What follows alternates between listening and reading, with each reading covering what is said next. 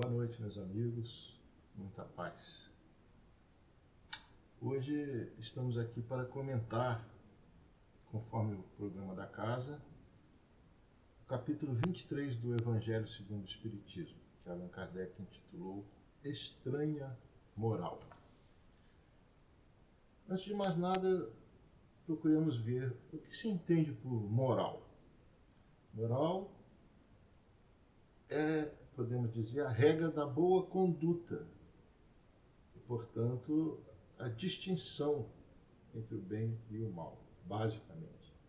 E estranho vem do verbo estranhar, achar extraordinário, aquilo que é oposto aos costumes, ao hábito, achar diferente do que seria natural esperar-se, fora do comum, desusado, anormal, misterioso, enigmático.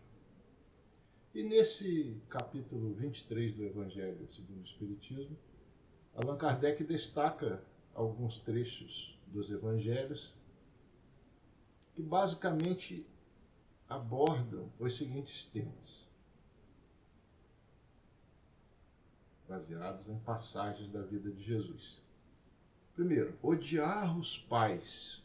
Segundo, abandonar pai, mãe e filhos. Terceiro, deixar aos mortos o cuidado de enterrar seus mortos. E quarto, não vim trazer a paz, mas a divisão. Antes de mais nada, precisamos nos ater a uma questão que é fundamental quando queremos estudar, queremos assimilar, compreender os textos dos evangelhos. Lembrando que foram escritos há séculos e séculos, quase 2 milênios atrás. Lembrando que Jesus não escreveu nada, não é? E que supõe-se, muito provavelmente, ele falava em aramaico, que era a língua utilizada naquela região do planeta naquela época. Os evangelhos só foram escritos muito mais tarde, em grego, em geral. Foram escritos após a morte de Jesus. O evangelho mais antigo é atribuído a Marcos, que teria sido escrito cerca de 70 anos depois de Cristo. Escritos, obviamente, de forma manual, naqueles pergaminhos, né? Naquela época não tinha computador, nem mesmo máquina de escrever daquelas bem antigas, né? E são 27 livros no Novo Testamento, de 16 ou 17 autores escritos ao longo de 70 anos. Esses textos foram sendo copiados à mão, século após século. E nós não podemos esquecer que existe um ditado popular muito verdadeiro, muito sábio, que diz: quem conta um conto, aumenta um ponto. Esses textos traduzidos para o latim, muito depois, e finalmente para as línguas modernas.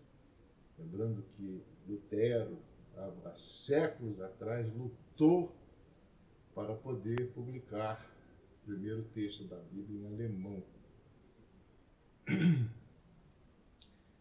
E, como todas as línguas, essas antigas também lidavam com palavras que tinham vários significados. São limitações naturais da língua. Na nossa língua portuguesa, nós temos vários exemplos disso, né? A gente não para imaginar, por exemplo, que manga pode ser uma fruta tropical e pode ser isso aqui, da roupa, da camisa. Sendo que uma coisa não tem absolutamente nada a ver com a outra, não é verdade? E, além disso, obviamente, nesses textos foram feitos acréscimos, foram certamente, provavelmente, foram removidos trechos, foram acrescidos outros, conforme a vontade, interesses, uma série de coisas. Então, a mesma palavra significava coisas diferentes. Um caso clássico nos textos do Evangelho é a palavra camelo, né? Aquela que diz que é mais fácil para passar um camelo no buraco de uma agulha do que um rico entrar no reino dos céus. Aí a gente fala, então é impossível, né? É uma metáfora que não faz muito sentido. No entanto, quando percebemos que a palavra camelo, né, na língua antiga, poderia significar também um cabo, portanto uma linha mais grossa, a metáfora, a alegoria, passa a fazer sentido. Muito difícil passar um cabo mais grosso no buraco de uma agulha, né? Um camelo não faria o menor sentido. Um caso clássico de tradução, né? Ao longo do tempo e que não reflete mais o sentido original da coisa. Além do mais, temos que atender, obviamente, a questão dos costumes e do caráter dos povos, né? Que variam muito se nós analisarmos aqui na nossa vida moderna atual, compararmos com os costumes e os usos de 50 anos atrás, 60, 80, talvez 100, já vamos perceber uma enorme diferença. Imaginem 2000 anos. Então, há que ter todos esses cuidados, todas essas considerações, quando nos detemos a ler, a estudar textos da Bíblia, do Evangelho, né?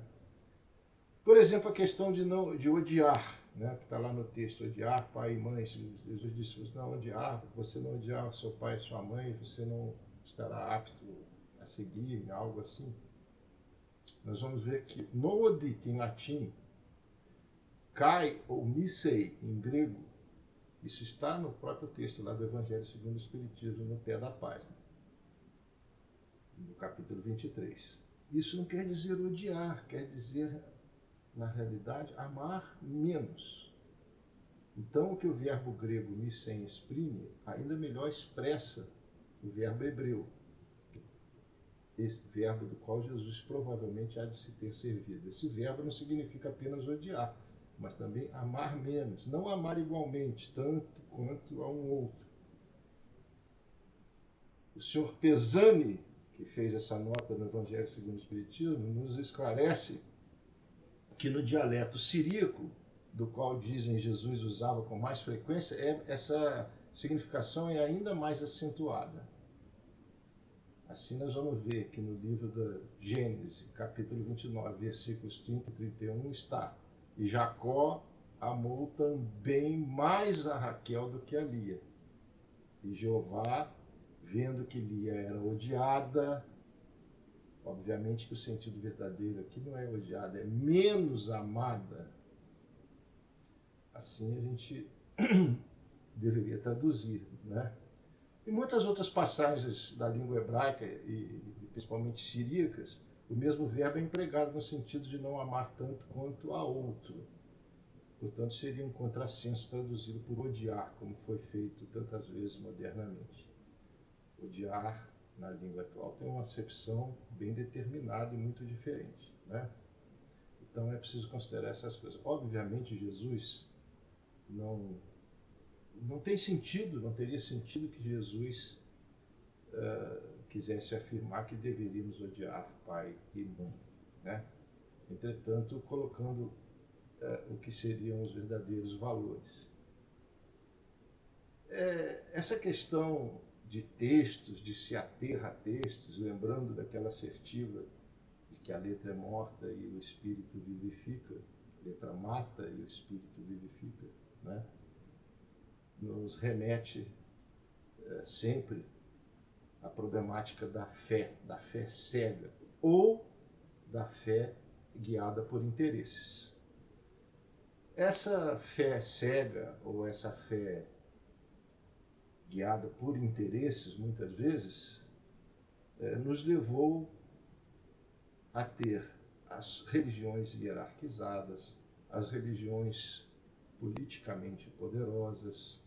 Nós vamos ver que o Império Romano, depois de muito combater atrozmente, né, cruelmente, aquele movimento que se chamou de cristianismo primitivo, cristianismo inicial, acabou, por interesse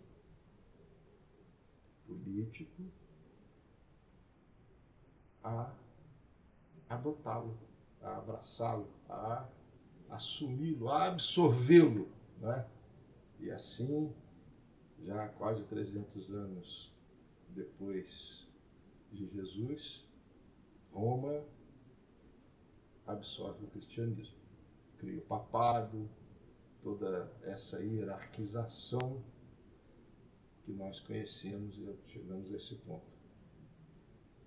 que estamos hoje ainda, né?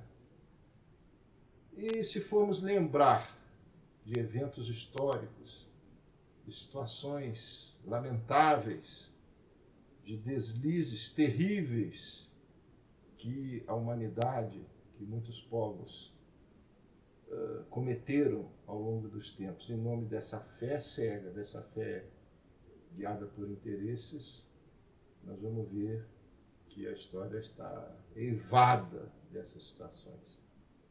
Facilmente nós vamos nos lembrar das cruzadas, né? Que em nome de recuperar as chamadas terras santas, fizeram com que a Europa enviasse milhares e milhares de criaturas em expedições diversas ao Oriente Médio, expedições essas que resultaram em massacres terríveis, né? Em combates sanguinolentos, decapitações, estupros, invasões, cujas repercussões se fazem sentir até hoje, cujos ódios ainda permeiam as relações entre povos. E na medida que temos notícia, temos conhecimento, temos o entendimento espírita de que os espíritos não morrem, que eles prosseguem na sua vida espiritual por décadas, por séculos, às vezes por milênios, até antes de outra encarnação, não é difícil perceber o quanto esses olhos, o quanto essas iniciativas geraram de consequências nefastas até os dias atuais.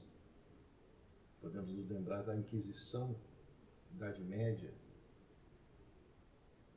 em que criaturas eram condenadas à fogueira, em que patrimônios eram desapropriados por interesses vis e imediatos de sacerdotes, muitas vezes em posição hierárquica de poder, atendendo aos seus próprios interesses. Quantos judeus, quantos praticantes de outras crenças foram massacrados simplesmente por não se submeterem às imposições da Igreja. Ainda nos tempos modernos nós vamos encontrar guerras santas. Todos nos lembramos, por exemplo, de cenas terríveis na Europa, em países civilizados, na Irlanda, as disputas entre católicos e protestantes na Irlanda do Norte, não faz tanto tempo assim, que acabaram produzindo a separação do país até os dias atuais, produzindo dificuldades até agora dentro do contexto da União Europeia. O terrorismo moderno, que volta e meia assusta, espalha o medo, a morte, o sofrimento em tantos lugares do mundo. Todos nos lembramos chocados, embasbacados do 11 de setembro de 2001, dos atentados em Barcelona, em Buenos Aires, em Madrid, em Paris, nos Estados Unidos, na Rússia, pelo mundo afora. Recentemente ainda, professor sendo decapitado. Tudo isso em nome da religião, em nome de uma fé cega, cega, absolutamente cega, né? E, em geral, no topo da cadeia hierárquica estão aqueles que guardam interesses, né, menos explícitos, que levam tantos por engano, por ignorância, a cometer esses atos bárbaros. Quando Jesus nos fala daquela estranha moral, né, do odiar ou amar menos o pai e a mãe, por exemplo, né,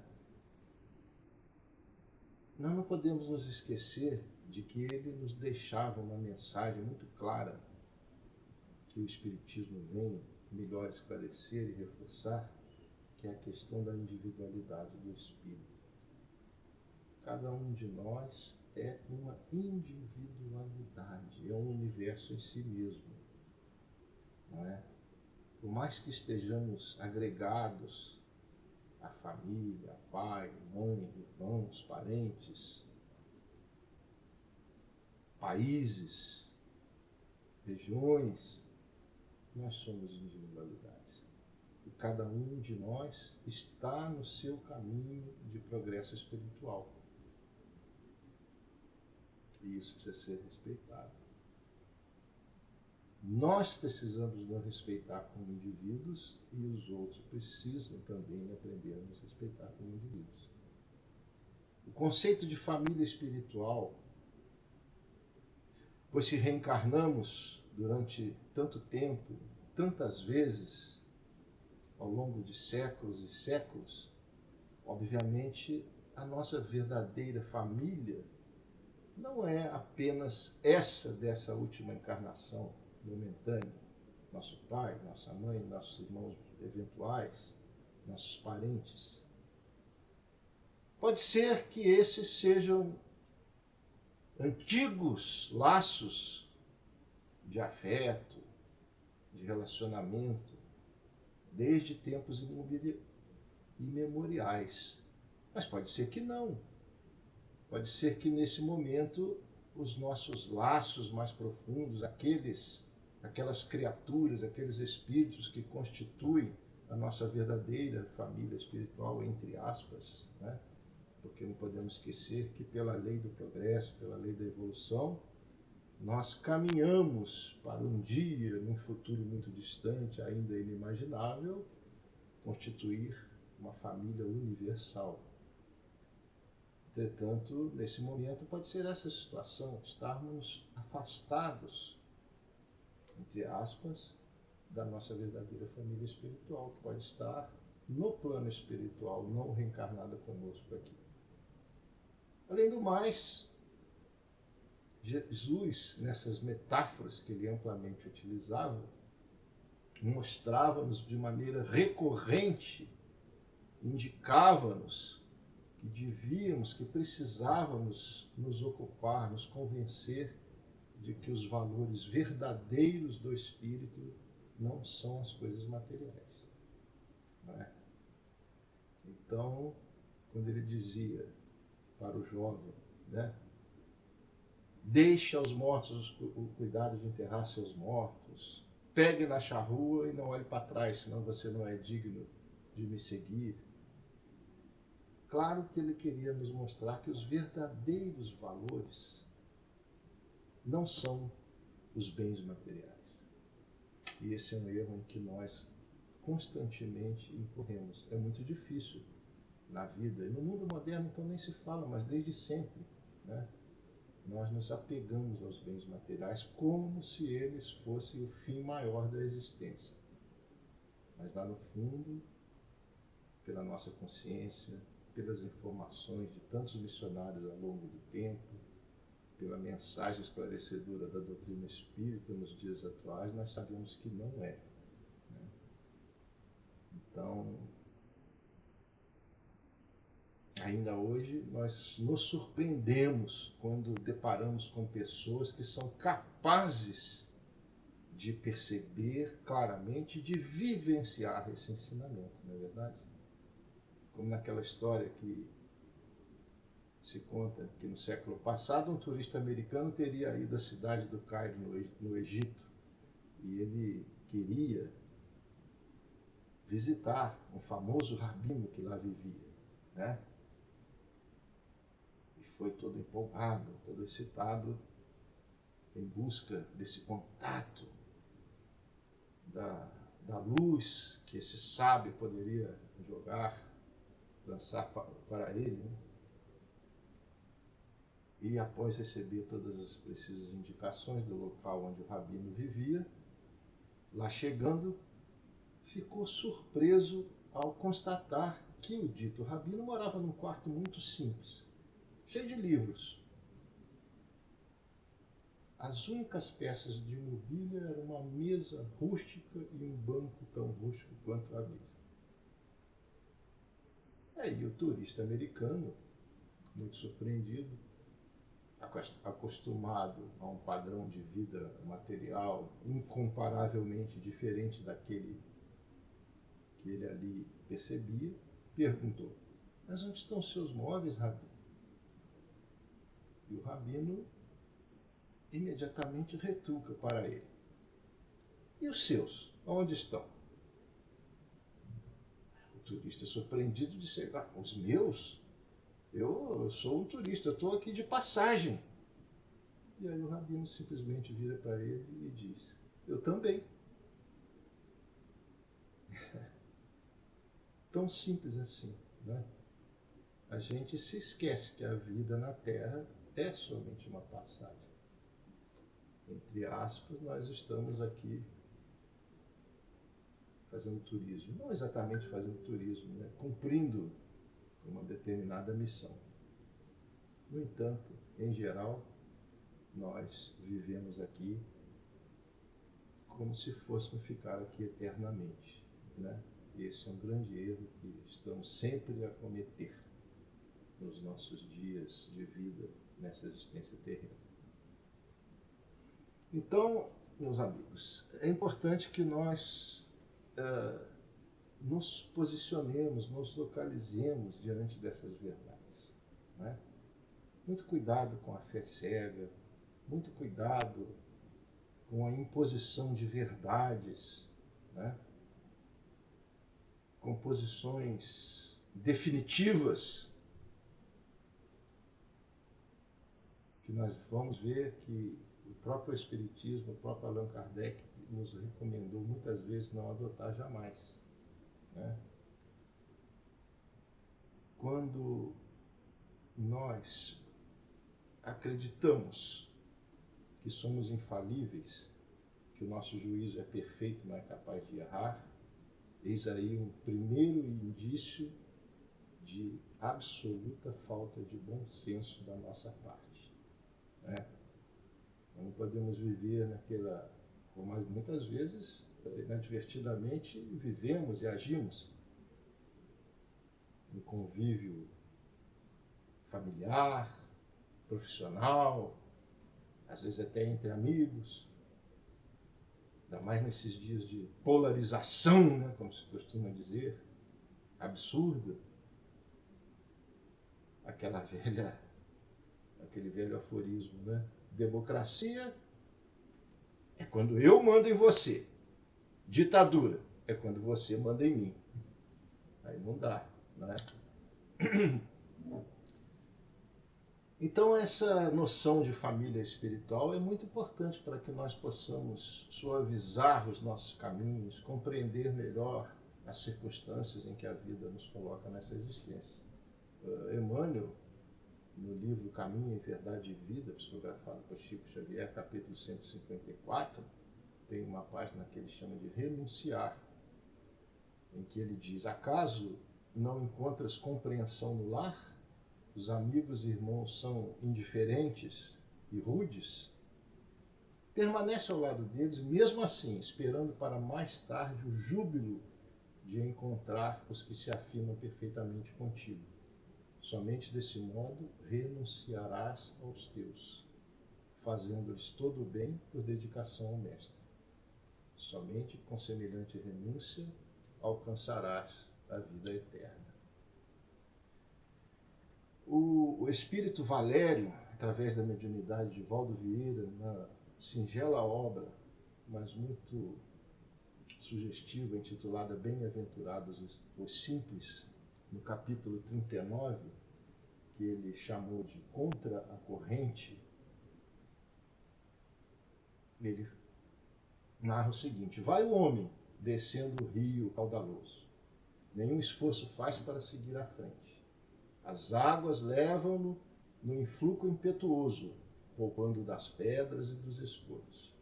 Com facilidade ele avança, avança sempre, impelido rapidamente pelo bojo da massa líquida. Força, situação, movimento a seu favor. Nada lhe é contrário. Outro homem, porém, vem subindo o rio. Em luta constante, movimenta os braços, bate os pés, respira fundo, cansa-se, consome-se, agoniado. Esforça-se para não afundar, fadiga-se para sobreviver e avança contra o impulso das águas e os obstáculos. Com dificuldade ele nada sempre, varando pouco a pouco a torrente poderosa. Tudo lhe é contrário, diz Valério. Esta é a vida do homem na Terra. Descer a favor da corrente do mundo é sempre fácil. É só deixar-se levar, acumpliciando-se sistematicamente com as ações da maioria, jamais se indispondo contra o erro, só dizendo sim para tudo e para todos, seguindo despreocupadamente, sem o exame dos próprios atos, boiando sempre, em menor esforço. Mas subir contra a corrente do mundo é mais difícil. É preciso valor para enfrentar a adversidade. É necessária paciência para fugir aos erros da tradição. É indispensável ser forte para tornar-se exceção no esforço maior. E ele nos recomenda: lembre-se de que, como espírita, em muitas ocasiões você deve estar contra a corrente dos preconceitos e prejuízos da convenção. O caminho normal é viver com todos. No entanto, vez por outra, é imperioso nadar em sentido contrário. E a gente vê que isso vai perfeitamente ao encontro daquelas palavras de Jesus, né? Jesus, naquela chamada estranha moral, Jesus queria nos dizer também isso, que muitas vezes é preciso nadar contra a corrente. Por isso, talvez, ele disse, não vim trazer a paz, mas a divisão. Nesse sentido, eventualmente, no momento certo, no momento adequado, precisamos escolher de que lado estamos, não é verdade? Seguir sempre a manada, como se costuma dizer, não costuma ser o melhor caminho, a melhor escolha. É preciso usar o bom senso, é preciso usar a razão, é preciso estudar, meditar, para, dentro das limitações muito grandes que pairam ainda sobre nós nesse momento da nossa caminhada espiritual, nós possamos ter um entendimento minimamente melhor das coisas. Lembrando sempre das palavras de Allan Kardec. Fé inabalável só é a que pode encarar frente a frente a razão em todas as épocas da humanidade. Lembrando que somos indivíduos em via de progresso espiritual. Cada um num ponto determinado do caminho, uns mais adiante, uns mais atrás, outros a meio caminho. Todos nós podemos e devemos nos dar as mãos, cumprindo, no entanto, cada um de nós percorrer o seu próprio caminho. E assim, como diz a música de Almir Sater e Renato Teixeira, podemos ir tocando em frente, conforme aqueles versos muito felizes dos dois compositores. Cada um de nós compõe a sua história. Cada ser em si carrega o dom de ser capaz e ser feliz. Muita paz. Com isso, vamos elevar os nossos pensamentos em prece, como de praxe, para agradecer a Deus, aos bons espíritos que nessa casa sempre nos assistem, que nos proporcionam ensejos como esse, de meditar, de elevar um pouco mais os nossos pensamentos, para que possamos deles receber as boas inspirações, o alívio, a calma para os nossos corações e as nossas mentes. Levar, permanecer, guardar nos nossos lares, nos nossos ambientes de trabalho, junto a todos aqueles com quem convivemos, um pouco de harmonia, de solidariedade, de fraternidade. Assim seja.